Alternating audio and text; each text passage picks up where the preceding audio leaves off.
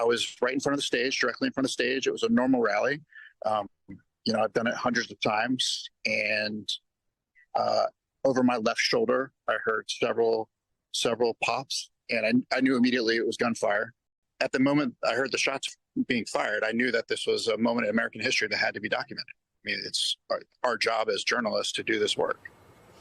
That was photojournalist from the Associated Press, Evan Vucci, doing it a long time. I covered 2016 with him. He was covering Donald Trump's rally when the assassination attempt took place, as he said. Also there was Boston Globe reporter James Pindell. He joins us now. James, it's really good to have you. I'm so glad you're okay. Tell us what it was like. We had a lot of focus in your previous segment on the snipers and how the Secret Service snipers and how they were able to be so quick on the draw. And I know that's not exactly what you want to ask, but I think we should talk about it, because about 25 minutes before Trump began speaking, I was noticing them. There was a lot of activity. There's 2 Secret Service snipers. People probably seen them from the photos. They were pretty active looking at binoculars, and they flat out set up their guns in the correct direction. So I don't know what that means. I'm not going to speculate. It's inappropriate to do that. But apparently, for whatever reason, they had those guns in that direction. Now, after a while, they started to calm down. I was like, oh, yeah, you know what? That's the access road for a lot of the folks coming to the rally. Maybe that's where the motorcade was. Maybe they were just going to track it to make sure that everything's fine and all that. But I didn't really think of it. But the first time I actually heard shots, I thought they were coming from those snipers, and I actually thought it was proactive. Again, anyone who's been in a car wreck, time slows down. So when I say the tick-tock of things, we're talking about 3 or 4 or 5 seconds. It was very, very quick. So there's not a time to process of, oh my gosh, is this really happening? It's what is actually happening. And I saw the smoke from the snipers. And it wasn't until Trump got up with the Secret Service and I saw blood that I even thought anything even was incoming towards the rally. Again, I thought it was proactive. So you had your eyes on these snipers. They caught your attention before any of this happened. And when you heard those shots, that's the first place you looked.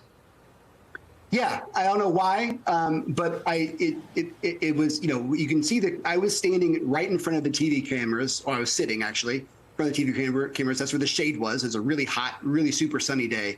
And I was typing, so I was not looking right at the former president, but then I looked up and I could see some smoke from the snipers, and that's where I thought, oh, this is only outgoing, not incoming. When you realized it was incoming, when you saw Donald Trump down on the ground, then rise up with blood on his ear, what was your thought then? Oh my goodness, but he's alive. He obviously, you saw him mouthing something to the crowd, so he was coherent, because we had no idea what was happening. I'll say, Katie, you and I, we've seen each other at rallies a lot. People say, did you ever imagine this could happen? Yeah, I imagine it every single rally I go to. It's a concern. And I don't know how you feel, but at every single rally, this is a possibility. We're in America where there's mass shootings nonstop. We're deeply politically polarized. And I'll be honest, I thought it could happen there when I was there. I was like, wow, this is open air. I didn't imagine it. It was a quick thought. It wasn't much there, but my wife is always concerned. Are you safe? It was not an improbable thing, unfortunately.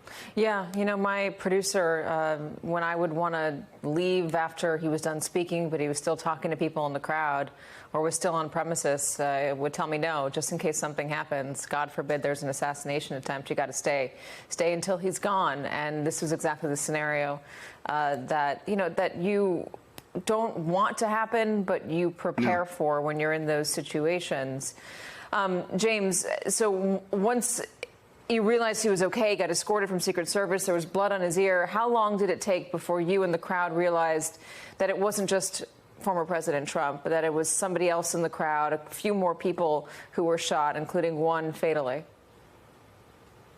That's right. I left with a lot of people. The crowd quickly turned on the press looking for someone to blame, but that was a small group. Most people left calmly. They were crying, all that. They had no idea that someone actually had been killed. I did not know as I was leaving that happened. There were ambulances that were rushing by me, but I had no context exactly what was happening. So it wasn't until I'd say 5 or 6 minutes afterwards. And look, I'm a reporter. We get information quickly. But I think most people had no idea until they got back in their car or maybe until they got back home. Hey there, MSNBC fans. I'm Luke Russert, and be sure to join me, Rachel Maddow, Jen Psaki, Lawrence O'Donnell, Steve Kornacki, Joy Reid, and many more September 7th in Brooklyn. MSNBC Live Democracy 2024. Click on the link for ticket information. We will see you there.